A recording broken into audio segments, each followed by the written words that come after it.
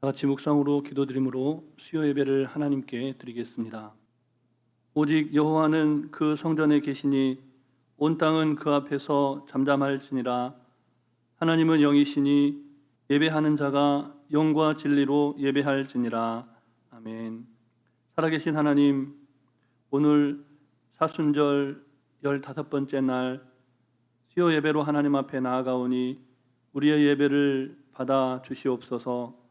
우리 구주 예수 그리스도의 이름으로 기원하옵나이다. 아멘. 찬송가 405장 주의 친절한 팔에 안기세 함께 찬양드립니다.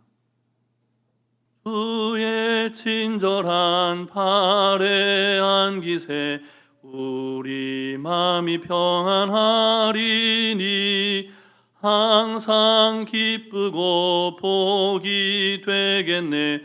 영원하신 팔에 안기세 주의 팔에 그 크신 팔에 안기세 주의 팔에 영원하신 팔에 안기세 날이 갈수록 주의 사랑이 두루 광명하게 비치고 천성 가는 길 편히 가리니 영원하신 팔에 안기세 주의 팔에 그 크신 팔에 안기세 주의 팔에 영원하신 팔에 안기세 주의 보좌로 나갈 때에 기뻐 찬미 소리 외치고 겁과 두려움 없어지리니 영원하신 팔에 안기세 주의 팔에 그 크신 팔에 안기세 주의 팔에 영원하신 팔에 안기세. 이 시간 기도 드릴 때 노현순 권사님 기도 인도해 주시겠습니다. 만복의 근원이시며 우리의 생사와 복을 주관하시는 거룩하신 하나님 아버지, 은혜와 사랑에 감사와 영광을 돌립니다. 연약하고 부족한 우리들은 구원해 주시고 자녀 삼아 주심도 감사드립니다. 또한 이 시간 구별하여 주님 전에 나와 예배와 찬송하게 하시고 말씀 듣게 하여 주셔서 감사합니다. 우리의 삶은 언제나 주님 보시기에 합당한 삶이 아니었음을 고백합니다. 세상에 속해 살면서 넘어지고 실족하며 원망도 했습니다. 우리의 나약함을 아시는 주님, 이 시간 회개하오니 용서하여 주시옵소서. 이런 우리들을 일으켜 세워주시고 마음을 주관하여 주셔서 주님을 향해 느리지만 더욱더 가까이 가게 하여 주시옵소서. 사랑의 하나님, 오래전에 이곳에 정신교회를 세워주시고 지켜주심도 감사드립니다. 복음으로 교회를 새롭게 세상을 이롭게 기여할 수 있는 귀하고 복된 교회가 되게 하여 주시옵소서. 땅끝까지 이르러 내 증인이 되라 하신 그 말씀에 우리들의 주변을 돌아보아 믿지 않는 영혼 구원에 힘쓰게 하여 주시고 세상에 덕을 끼치는 주님의 교회가 되게 하여 주시옵소서. 사랑의 하나님, 우리 교회 담임 목사님 늘 강건케 하여 주시고 연약하고 불편한 곳 있으시면 단단히 세워주시고 주님의 손길로 회복시켜 주셔서 강건하게 하나님의 사역에 흔들림 없게 하여 주시옵소서. 사랑의 하나님, 교회의 교육관을 건축하게 하여 주심에 감사드립니다.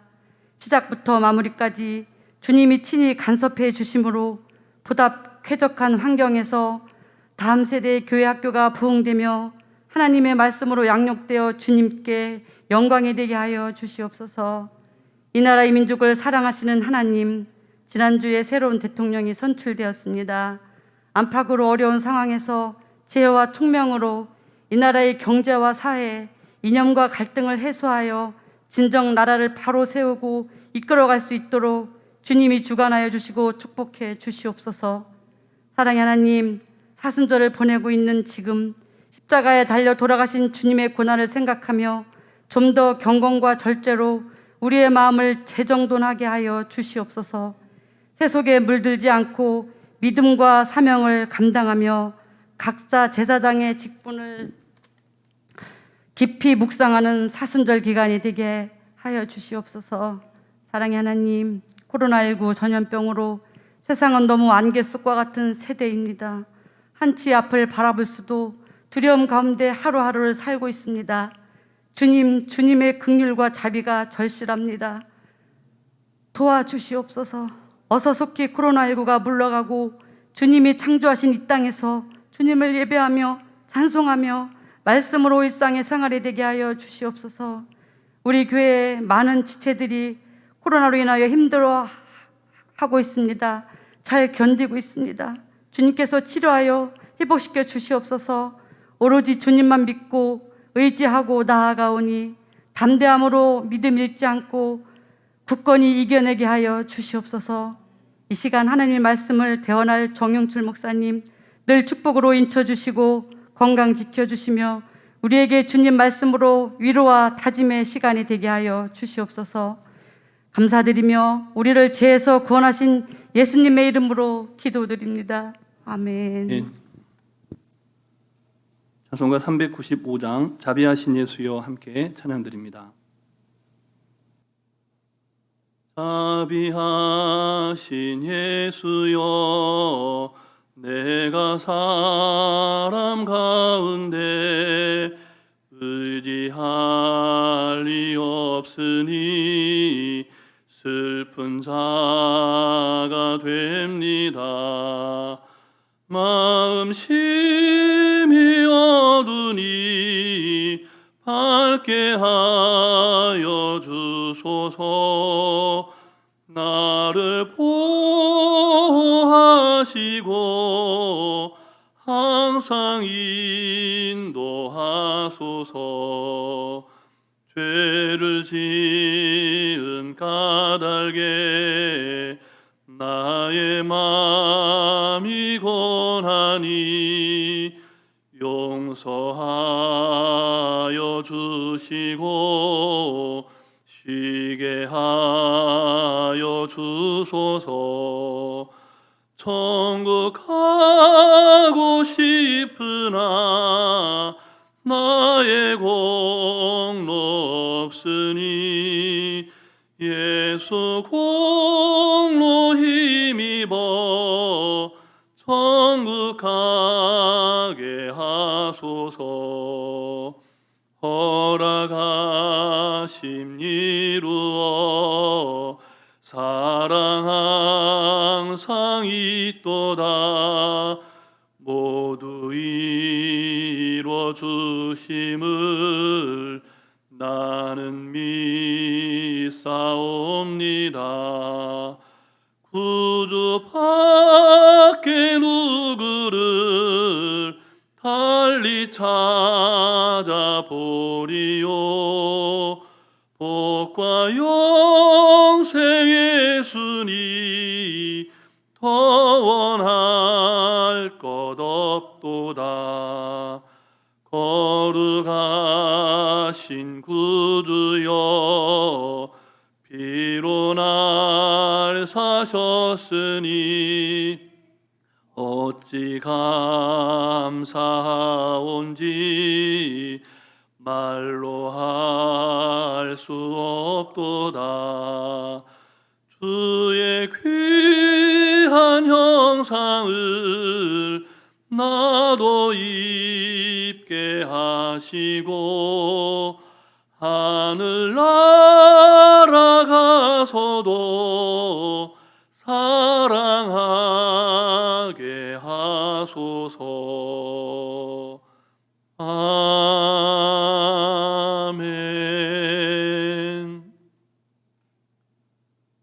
시간 우리에게 주신 하나님 말씀은 구약 성경 욥기 1장 말씀입니다.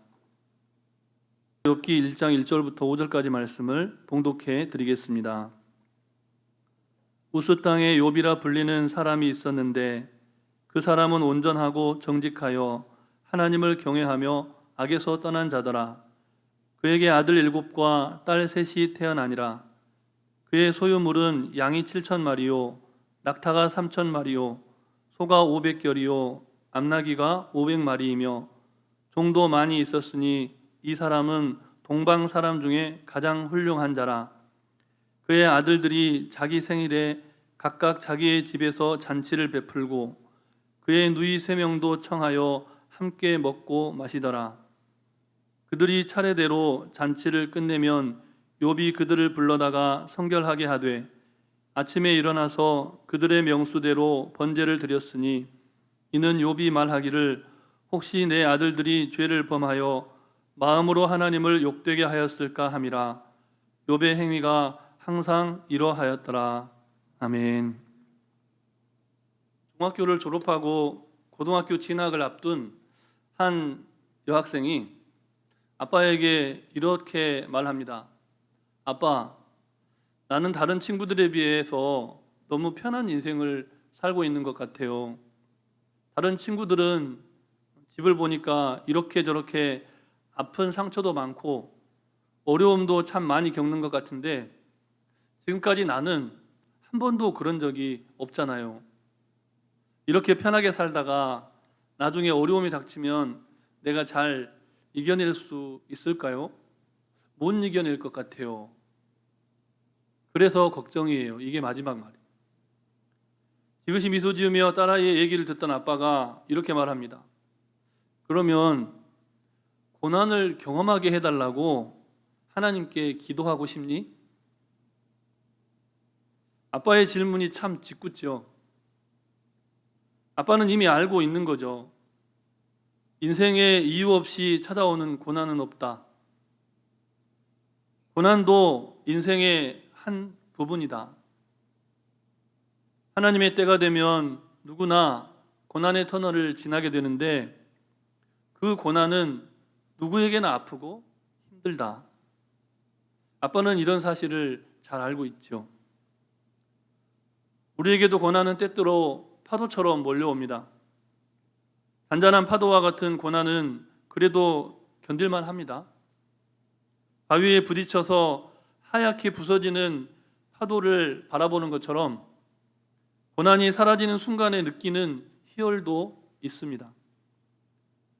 그렇지만 어느 날 갑자기 밀려드는 집채만한 파도 같은 그런 고난은 감당하기가 너무나 버겁고 주체할 수가 없습니다. 해일과 쓰나미로 해변의 건물들이 무너지고 사람들이 물건처럼 떠밀려가는 모습을 보면 정말 끔찍합니다.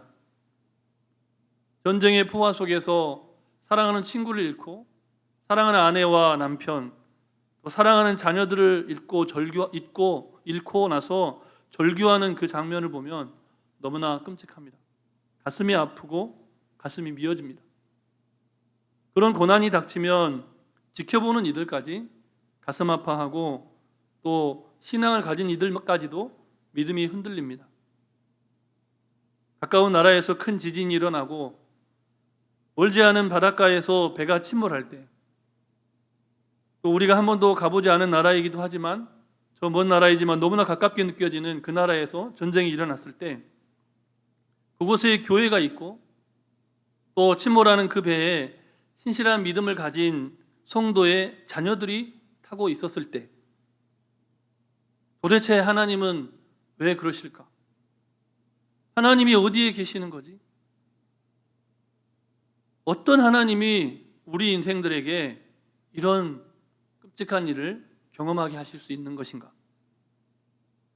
이런 질문들이 고난의 한복판에서 터져 나옵니다. 1991년에 발생한 고 이형호 군, 당시 9살이었는데요. 그 어린 학생이 실제로 유괴가 되었는데 그 유괴된 사건을 실화로 해서 제작된 영화가 그놈 목소리라는 제목으로 방영된 적이 있습니다. 그토록 찾고 싶었던 아들이 안타깝게도 싸늘한 죽음이 되어서 발견되었을 때 그 상황을 인정할 수 없는, 도무지 받아들일 수 없는 아이의 엄마는 그리스도인이었는데 성경책을 찢으면서, 성경책을 한 장 한 장 찢어내면서 통곡하는 장면이 영상을 통해 보여졌습니다.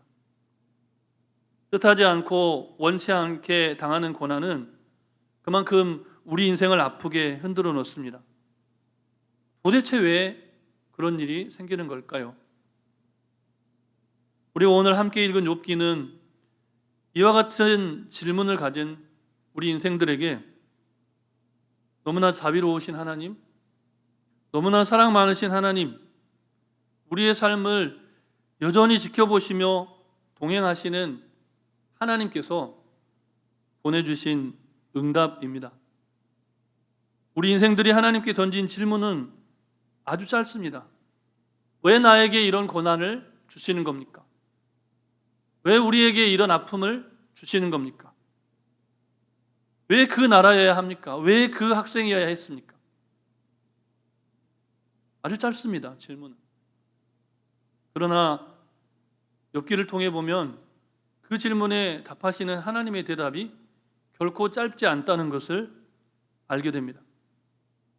고난의 의미를 질문하는 인생들에게 누구보다 고난의 의미를 잘 알고 계시는 하나님이시기에 고난에 관한 이유를 묻는 인생들에게 그 인생들의 질문에 관해서 한 줄 문자나 우리가 흔히 주고받는 두세 줄의 카톡으로 짤막한 답변을 하실 수가 없다는 겁니다. 고난이 그만큼 깊은 고뇌가 필요한 주제이고, 고난에 관한 이유를 생각할 때 우리는 그만큼 긴 시간을 두고 고난의 터널을 통과할 때 우리에게 한순간에 그 고난이 사라지는 것이 아니라 기나긴 숙고의 시간과 인고의 시간이, 인내의 시간이 필요하다는 것을 욥기는 보여주는 것이죠. 그래서 중요한 내용만 요약했음에도 42장이나 되는 장편 소설 같은 이 책을 우리에게 선물로 주셨습니다. 이야기는 한 사람과 그 가정을 소개하면서 시작됩니다. 본문 1절 말씀을 다시 함께 읽겠습니다. 우스 땅에 욥이라 불리는 사람이 있었는데 그 사람은 온전하고 정직하여 하나님을 경외하며 악에서 떠난 자더라. 아멘. 저자는 욥에 관해서 5가지를 말함으로써 장대한 욥의 서사, 욥의 이야기를 시작합니다. 첫 번째로 욥이 우스라는 땅에 살았다는 겁니다. 우스라는 지명이 정확히 어느 곳을 가리키는지 알 수는 없습니다. 성경의 학자들이 다양한 이야기를 하고 고고학자들이 찾아보지만 오늘 본문에 나타난 것처럼 정확히 어디라고 지명을 하지 않아요. 서울이라고만 했을 뿐 서울 어디라고 말 안 하는 것과 같은 거죠. 우스라는 지명이 정확히 어느 곳인지 알 수 없지만 한 가지 확실한 사실은 하나님께서 선택하신 백성들이 거주하고 살았던 약속의 땅 가나안, 그러니까 이스라엘 백성들이 정착해서 살았던 그 약속의 땅은 아니었다는 겁니다.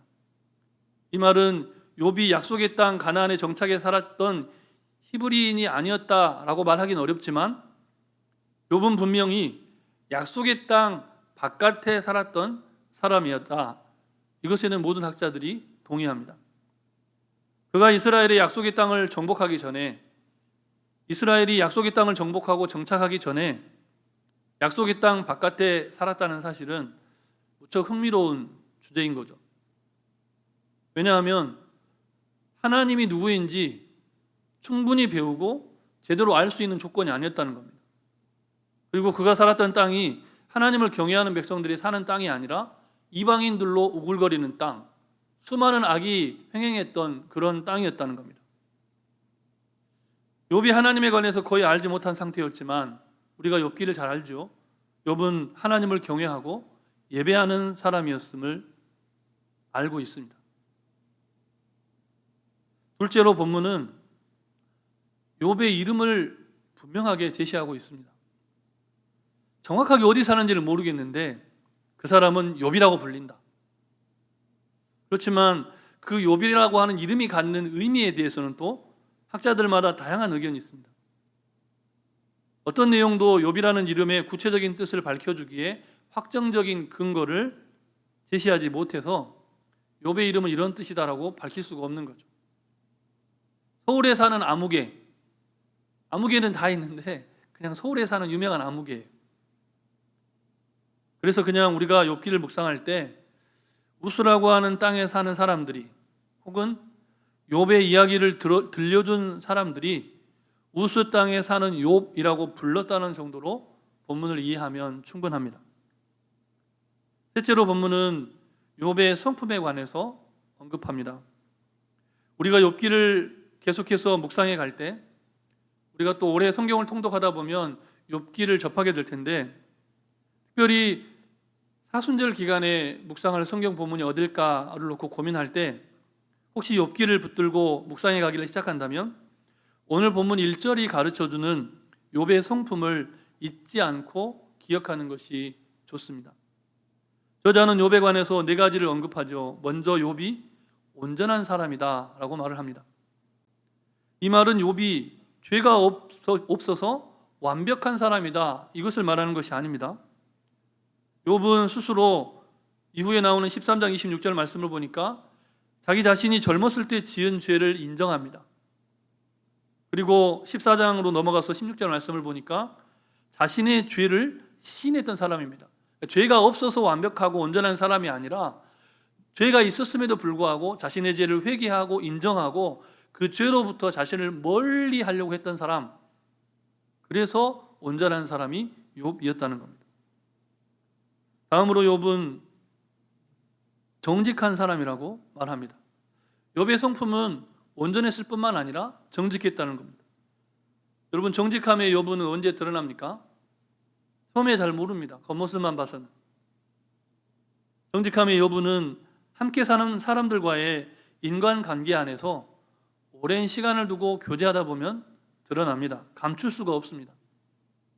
조금 더 쉽게 접근하기 위해서 경제활동을 하는 사람들, 특히나 상거래를 하는 사람들의 입장에서 말해보자면 욥은 너무나 솔직하고 의리 있고 공정한 거래를 하는 사람이라서 언제든지 동업을 하고 심지어는 내가 보증을 서줘도 좋을 만한 그렇게 신뢰가 가는 사람이었다는 겁니다.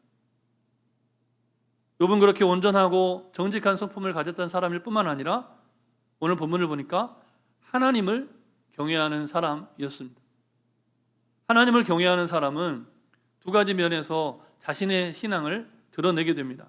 먼저는 하나님을 섬기는데 지극한 겸손으로 하나님을 공경합니다. 하나님 앞에 몸을 굽히고 하나님의 제단에서 완전히 자기 자신을 낮추고 엎드리는 것이 하나님을 경외하는 사람의 기본적인 특징입니다. 그리고 자신이 할 수 있는 한 모든 면에서 자기가 그토록 겸손히 공경하는 하나님을 극진하게 섬기고자 합니다. 사람의 입장에서 바라보자면 부모를 공경하는데 공경하면서 그치는 것이 아니라 말로만 공경하는 것이 아니라 그 부모님에게 자신의 간까지 빼어줄 정도로 자신의 생명을 다해 부모를 공경할 정도로 보필하고 섬길 정도로 그렇게 욥은 하나님을 극진하게 섬김으로써 하나님을 기쁘게 해드리려는 그런 마음을 갖고 살았던 사람이었습니다. 이상에서 살펴본 바와 같이 우스 땅에서 살았던 욥은 온전하고 정직했으며 하나님을 경외하는 사람이었습니다. 이와 같은 욥의 성품은 거기에서 그치는 것이 아니라 그런 성품이 있었기에 아주 경건한 도덕성으로 그의 삶이 변화되고 드러나게 됩니다. 본문 말씀을 보면 욥은 악에서 떠난 인생을 살았다는 사실을 알 수가 있습니다. 이 말은 시편 기자가 노래했던 바와 같이 하나님께서 인정하시는 의인의 길, 하나님께서 복 주시는 의인의 길을 걸어갔던 사람이 욥이었다는 겁니다. 욥은 남들이 뭐라고 하든지, 아무리 많은 사람들이 악한 행위를 하고 하나님을 거스르는 인생을 살아가고 하나님을 대적하고 하나님께 등을 돌리는 인생을 살아가더라도 욥 자신만큼은 올곧게 바른 길을 선택하여 걸어간 사람이었다는 겁니다. 하나님을 알지 못했던 이방인들이 걸어가던 우상 숭배의 길, 음란하고 타락한 길, 욥의 성품과는 너무나 반대로 정반대의 인생을 살아가는 사람들이 우글거리는 세상에서 외롭고 고독했지만 말하는 것과 행하는 것에 있어서 언제나 악을 선택하지 않고 선을 선택하며 의롭게 살았습니다. 우리가 이 다음에 살펴볼 기회가 있겠지만 미리 앞서서 조금만 맛보자면 욥기 1장 8절 말씀에 그와 같은 욥에 대한 하나님의 평가가 매우 빨리 등장을 합니다. 제가 8절 말씀을 봉독해 드리겠습니다. 여호와께서 사탄에게 이르시되 네가 내 종 욥을 주의하여 보았느냐? 그와 같이 온전하고 정직하여 하나님을 경외하며 악에서 떠난 자는 세상에 없느니라. 아멘. 이렇게 생각해보고 저렇게 생각해보고 아무리 생각을 해봐도 달리 표현할 길이 없는 극찬입니다. 극찬. 사탄은 모든 악, 모든 죄의 총체이죠. 모든 죄는 사탄 안에 다 있고 사탄 밖에는 죄가 없습니다. 그만큼 완벽한 죄의 결정체가 사탄이죠. 그러므로 사탄이라고 하는 엑스레이로 비춰보면, 이 사탄의 죄를 찾는 엑스레이로 비춰보면 죄인이 아닐 사람은 이 세상에 한 명도 없는 거죠. 그런데 하나님께서 뭐라고 말씀하십니까? 그 사탄이 엑스레이를 찍고 초음파를 검사하고 CT 촬영을 하고 심지어 MRI를 검사하듯이 주의 깊게 욥을 살펴봐도 깨끗할 만큼 죄를 멀리하는 사람이 욥이었다. 하나님이 이렇게 인정하시는 겁니다. 그런 욥에게 하나님께서 어떤 삶을 허락하셨습니까? 사실은 우리는 욥이 어떤 사람이냐 보다도 욥이 그런 삶을 살았고 하나님께서 욥에게 허락하신 그 다음의 삶에 더 많은 관심을 갖는 경향이 있습니다. 하나님께서 욥에게 어떤 삶을 허락하셨습니까? 여기서 복이라고 말하지 않고 삶이라고 말한 점에 주목하시기 바랍니다. 오늘 욥기의 저자는 욥이 그렇게 하나님께 인정받고 사탄이 시험하고 싶을 만큼 욥 안에서 죄를 어떻게 해서든지 찾아내고 싶을 만큼 정말 사탄이 시기할 만큼 온전한 삶을 추구하며 살았다고 말하고 나서 욥이 누린 풍요와 행복한 삶에 관해서 오늘 욥기의 저자는 언급하고 있습니다. 본문 2절과 3절 말씀도 제가 봉독해 드리겠습니다. 그에게 아들 7과 딸 3이 태어나니라. 그의 소유물은 양이 7,000마리요 낙타가 3,000마리요 소가 500결이요 암나귀가 500마리이며 종도 많이 있었으니 이 사람은 동방 사람 중에 가장 훌륭한 자라. 아멘. 우리는 이 대목을 읽고 묵상하면서 욥이 누렸던 삶을 다복한 삶으로 이해하려는 경향이 있다는 겁니다. 정말 너무나 복받은 인생이구나. 하나님 앞에 어떻게 이렇게 큰 복을 받을 수가 있는 거지? 나도 이 복을 받고 싶다. 우리 가정도 이런 복을 좀 누렸으면 좋겠다. 그러나 욥기는 그가 많은 자녀와 풍족한 재산을 소유했던 것에 대한 평가를 복받는 인생이다 이렇게 해석하지 않습니다. 그렇다면 뭐라고 말합니까? 말씀을 보십시오. 이 사람은 동방 사람 중에 가장 훌륭한 자다 이렇게 규정합니다.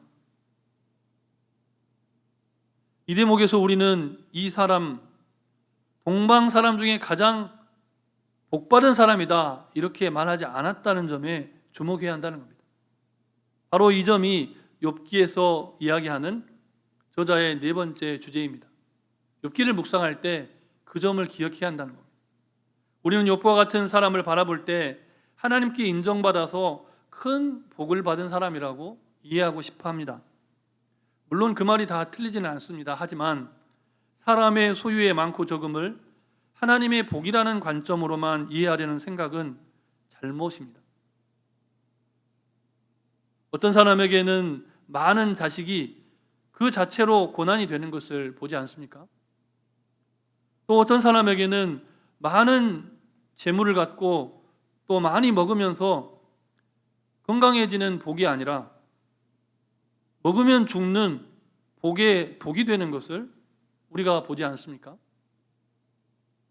욥이 훌륭했던 것은 그가 화살통에 가득한 화살처럼 하나님께서 많은 자녀를 허락하셨을 때 그 많은 자녀를 가졌다거나 수천 마리의 가축과 종들을 소유했기 때문에 욥이 훌륭한 인생이 되었던 것이 아니라는 겁니다. 욥의 훌륭함은 하나님께서 인정하신 그의 성품과 신앙에 있었고 하나님께서 주신 삶을 올바르게 향유하고 누리는 구별된 삶에 있었습니다.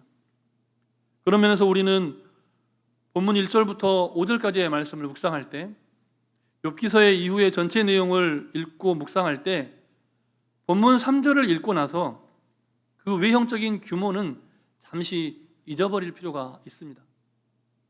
잠시 우리의 기억 속에서 3절을 지우고 본문 1절과 2절을 이어서 곧바로 4절과 5절로 넘어가서 본문을 함께 묵상해 볼 수가 있다는 겁니다. 이 시간 그렇게 다시 본문을 교독해 보겠습니다. 먼저 1절과 2절 그리고 4절과 5절 말씀을 한 절씩 교독하겠습니다. 우스 땅에 욥이라 불리는 사람이 있었는데 그 사람은 온전하고 정직하여 하나님을 경외하며 악에서 떠난 자더라. 그에게 아들 7과 딸 3이 태어나니라. 그의 아들들이 자기 생일에 각각 자기의 집에서 잔치를 베풀고 그의 누이 3명도 청하여 함께 먹고 마시더라. 함께 읽습니다. 그들이 차례대로 잔치를 끝내면 욥이 그들을 불러다가 성결하게 하되 아침에 일어나서 그들의 명수대로 번제를 드렸으니 이는 욥이 말하기를 혹시 내 아들들이 죄를 범하여 마음으로 하나님을 욕되게 하였을까 함이라. 욥의 행위가 항상 이러하였더라. 아멘.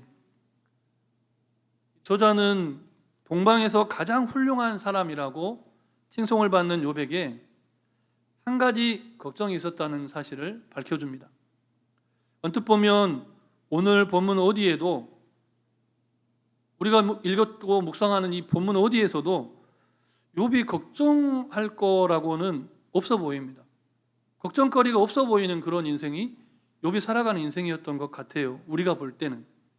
하지만 하나님께 인정받고 사탄이 질투할 만큼 의롭고 멋진 인생을 살아갔던 욥의 입장에서 볼 때는 걱정스러운 것이 한 가지가 있었다는 겁니다. 어쩌면 이 욥의 걱정이 이 시간 대면에서 예배하는 우리 모든 성도님들과 또 온라인으로 예배하는 여러 성도님들의 고민거리일 수도 있습니다. 욥이 걱정하고 염려하는 것이 무엇입니까? 자녀들의 신앙 문제입니다. 욥은 자녀들이 마음으로 지었을 죄까지 걱정합니다. 너무나 놀랍지 않습니까? 겉으로 드러나는 나쁜 행실, 부정한 행실, 그건 당연히 성결하기 위해서 하나님 앞에 제사할 뿐만 아니라 눈에 보이지도 않고 또 자식들이 아빠에게 고백하지도 않는 그 정말 하나님이 아니시고는 아무도 모를 그 마음속의 죄까지 하나님 앞에서 정결해지기를 바랐다는 겁니다. 그렇게 자녀들이 하나님 앞에 몸과 마음으로 깨끗한 삶을 살아가기를 원했던 욥이었기에 어떻게 합니까? 욥이 회초리를 들었다. 욥이 자식들을 굶겼다. 욥이 자녀들에게 욕을 했다. 성경은 그렇게 말하지 않죠. 욥은 무엇을 선택합니까? 매번 잔치가 끝나고 나면 항상 모든 자녀들을 다 불러다가 자녀들이 참관한 가운데 하나님 앞에 번제를 드렸습니다. 우리가 계속해서 새벽 말씀 묵상의 여정을 통해서 레위기를 묵상하고 있는데요, 제사장과 그의 아들들이 하나님 앞에 드렸던 제사를 알지요. 번제가 어떤 제사입니까? 불태워서 드리는 제사입니다. 제물을 하나도 남기지 않고 완전히 불태워서 드리는 제사가 번제입니다. 그런데 지금 본문의 배경이 되는 이 욥이 살던 시절에는 이스라엘의 제사법이 정착되지 않았던 시절이라는 겁니다. 아직 하나님이 제사의 규정을 명확하게 정해주지 않은 그때에 이 욥이라고 하는 사람은 가장 비싼 제사로, 번제는 하찮은 것으로 드리는 게 아닙니다. 고르고 또 골라서 흠이 없고 값비싼 송아지, 양, 일반 서민과 가난한 백성들은 꿈꿀 수 없다는 표현은 조금 과하고요, 그렇게 드리기가 쉽지 않은 그런 최선의 것으로 값비싼 제사로 제물을 바쳐서 짐승 전부를 태워서 하나님 앞에 번제하는데, 아들이 7이었는데 7명이 잔치할 때마다 끝나고 나면 다 불러다가 자식들이 보는 앞에서 그런 번제로 하나님 앞에 제사했다는 겁니다. 화려한 잔치를 끝내고, 여러분 그 잔치를 짐작해 볼 수 있죠.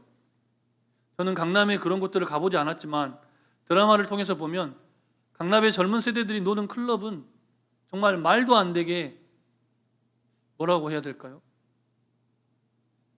인간적인 쾌락? 그런 것들의 정점에 있다고 해야 될까요? 심지어는 마약을 복용하면서까지 즐기며 잔치하는 그들이 잔치할 때 화려한 불쇼를 해주는 사람의 이야기를 제가 들었는데, 입에 담을 수 없을 만큼 난잡한 잔치를 연다는 겁니다. 근데 그보다 더한 잔치를 열던 문화 속에서 오늘 욥의 자녀들이 서로 모여서 잔치를 한 겁니다. 유혹받지 않겠습니까? 왜 우리는 저들처럼 잔치하지 못하는 걸까? 우리도 강남의 유명한 클럽에 가서 춤추면서 이 사람 저 사람 만나면서 함께 즐기면서 이렇게 잔치하고 살아도 되지 않은가? 욥의 자녀들이 그런 유혹을 받을 수가 있다는 거죠. 아직 술도 덜 깼을 자녀들을 잔치가 다 끝나고 그 다음날 이른 아침 깨워서 값비싼 짐승을 불태우는 제사를 그 자녀들이 두 눈을 뜨고 보는 앞에서 드리고 있는 욥의 모습을 생각해 보자는 겁니다. 번제는 제사를 드리는 당사자를 대신해서 짐승을 불태우는 제사라고 말씀드렸습니다. 혹시라도 잔치 중에 부지불식간에 부정한 행위를 했을 수 있죠. 아빠가 없는 가운데 지네들끼리 잔치를 했으니까요. 그리고 그 당시의 문화 속에서 남자 7명이 술을 마시고, 그리고 그 당시의 문화 속에서 근친상간이 가능했던 그 당시의 문화 속에서 젊은 아리따운 동생 3명이 같이 잔치하는 그 자리에서 무슨 일이 일어났을지 아무도 모르는 것이죠. 혹시라도 그래서 잔치 중에 부지불식간에 아들들이 부정한 행위를 했을까 봐, 아니 행동까지는 아니더라도 마음으로라도 그런 부정한 행동을 꿈꿨을까 봐 하나님 앞에서 짐승처럼 불태워져야 했을 자녀들을, 그 인생을 걱정하는 아버지, 욥은 자녀들에게 그 자녀들이 누리는 그 삶이, 그리고 그렇게 잔치할 수 있는 그 삶이, 우리가 누리는 이 세대의 풍요로움이 하나님의 은혜 아래 있음을 깨우쳐주고 싶었던 겁니다. 하나님 앞에서 자신과 같이 외형이 아니라, 외적인 부요와 풍요에 취한 인생이 아니라, 그래서 날마다 잔치하는 인생이 아니라 온전한 사람으로, 하나님이 기대하시는 온전한 성품을 가진 사람으로 성장하고 성숙해 가기를 원하셨던 겁니다. 그런데 성경이 뭐라고 말합니까? 욥은 항상 이렇게 살았다. 과거에 신앙이 좋고 정말 바른 믿음을 소유했던 믿음의 가정들이 많이 있습니다. 우리 가정에도 믿음의 1대, 2대, 3대, 4대, 심지어 5대까지 이어오는 가정들이 많이 있습니다. 그런데 그 신앙과 그 믿음이 과거형인 경우가 많다는 겁니다. 너무나 안타깝죠. 그런데 욥은 항상 그렇게 살았습니다. 사랑하는 성도 여러분, 우리는 지금 사순절을 보내고 있습니다. 저를 포함하여 우리 모두는 하나님이 주신 너무나 행복하고 이 풍요로운 삶을 누리면서 살아가는데요. 사순절을 보내는 그 기간만큼은 하나님 앞에서 저마다 각자의 방식대로 근신하면서 가장 많은 기도와 가장 간절한 그 간구의 제목을 가지고 살아계신 하나님 앞에 더 가까이 나아가야 합니다. 그런데 지금 이 시간 이 자리에 없는 성도들의 삶이 어디를 향하여 달려가고 있습니까? 우리는 무엇을 염려하고 근심하면서 아파하고 애통합니까? 자녀입니까? 건강입니까? 재물입니까? 아니면 누군가로부터 받는 평판, 명예입니까? 소두의 딸아이와 아빠의 대화에 관해 말씀을 드렸는데요. 딸의 이야기를 듣고 아빠가 질문했다고 했죠. 그러면 딸아, 너는 하나님께 고난을 달라고 기도하고 싶니? 짓궂은 질문입니다. 그런데 아빠가 그렇게 딸에게 질문을 하자 딸이 빙긋이 웃으면서 대답을 하죠. 아빠, 고난받기는 싫어요.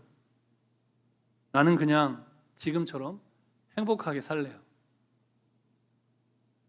우리의 소망도 그렇지 않습니까? 누구나 다 행복하게 살고 싶지 않습니까? 그런데 사랑하는 성도 여러분, 무엇이 행복입니까? 여러분의 마음의 자리에는 무엇을 행복으로 여기면서 그 행복이 여러분에게 찾아오기를 기대하면서 하루하루를 살아가십니까? 여러분의 행복이 자녀입니까? 여러분의 행복이 재산입니까? 여러분의 행복이 더 많은 건강입니까? 바라기는 번제로 드려진 어린 양처럼 우리 죄를 위해 십자가에 달려 죽으신 예수님의 고난의 신비를 묵상하면서 그 예수님의 십자가의 고난의 신비 안에서 참된 인생의 행복을 발견하는 사순절이 되시기를 축복합니다. 그리고 나 자신만이 아니라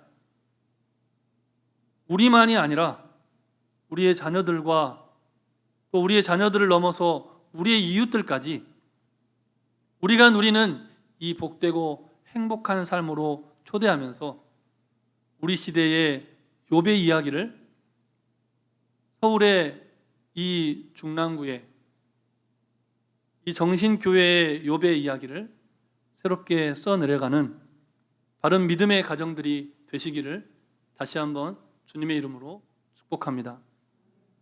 이 시간 주신 말씀을 기억하면서 우리 함께 기도하겠는데요. 먼저 찬송가 420장 함께 찬양 드리고 이 합심해서 세 가지 정도 기도하도록 하겠습니다. 찬송가 420장 너 성결케 위해 함께 찬양 드립니다.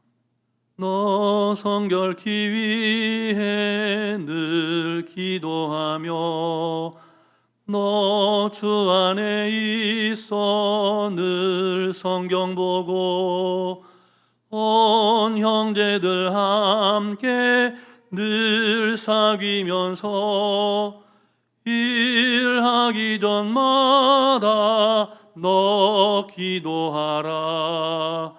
너 성결케 위해 내 머리 숙여 저 은밀히 계신 내 주께 빌라.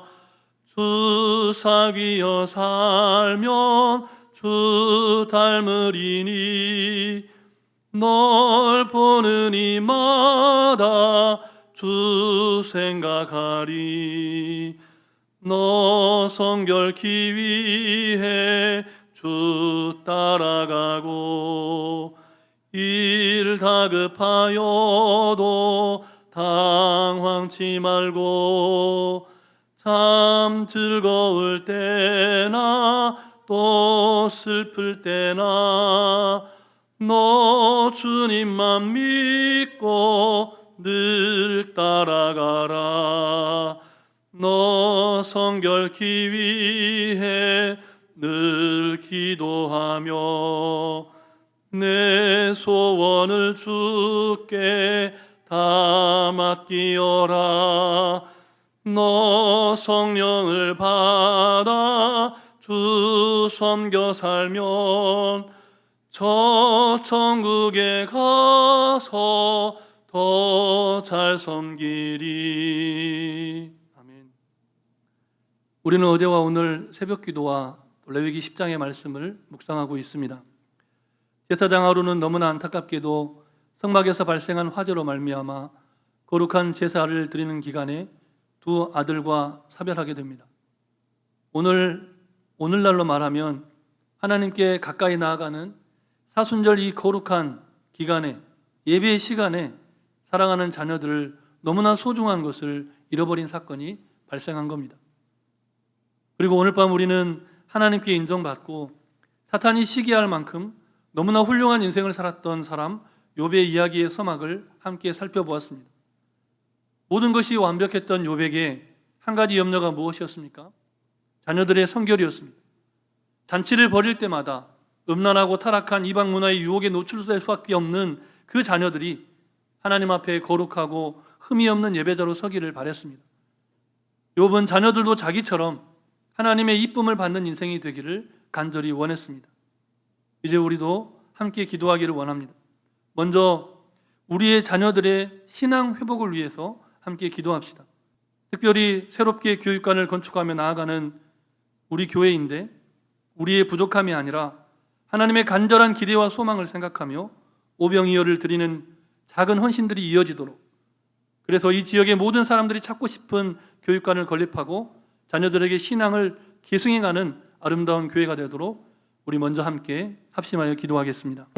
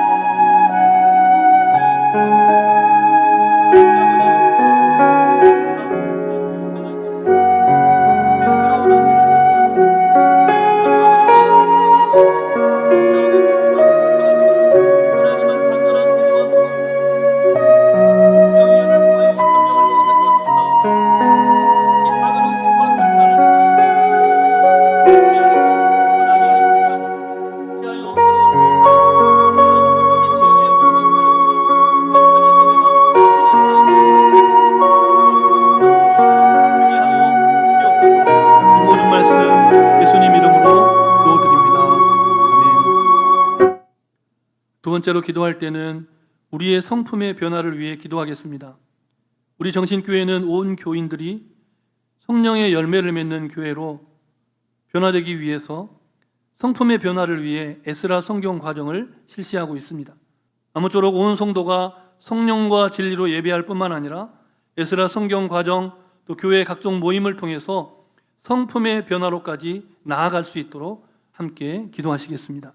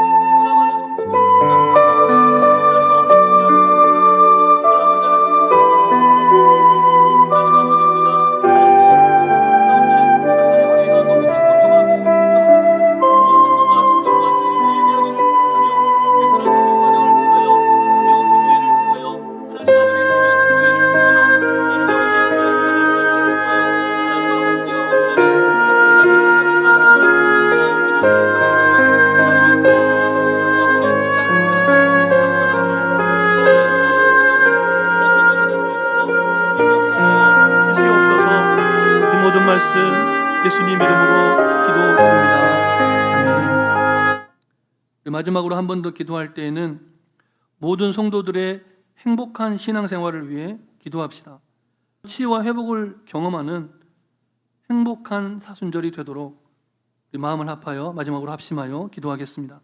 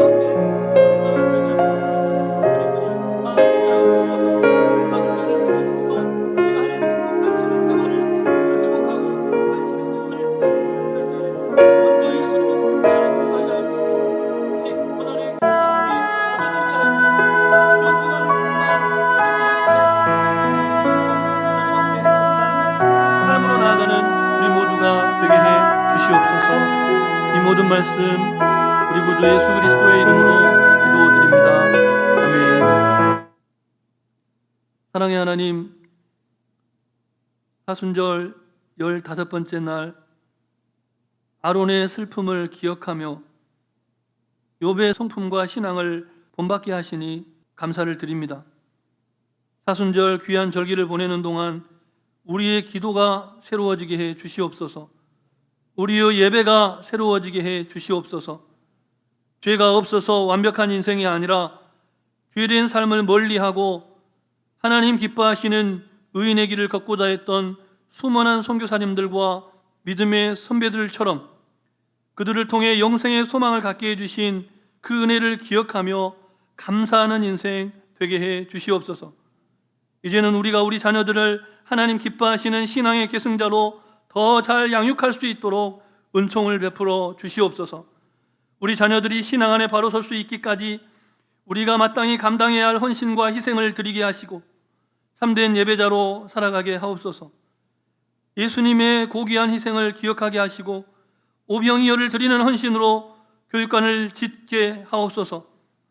많고 큰 것이 아니라 오병이어입니다. 우리에게 허락하신 그 작은 것을 드리는 헌신과 우리의 시간과 물질로 나아가는 그 헌신을 통해 이 지역 주민뿐만 아니라 열방과 세계가 주목하는 아름다운 교육관, 그래서 하나님의 백성들이 양육되어지며 다니엘과 그의 세 친구들과 같고 요소와 갈렙 같고 정말 베드로와 야고보와 요한 같은 그런 하나님의 사람들이 성장해가는 주님의 몸된 교회가 되게 해 주시옵소서.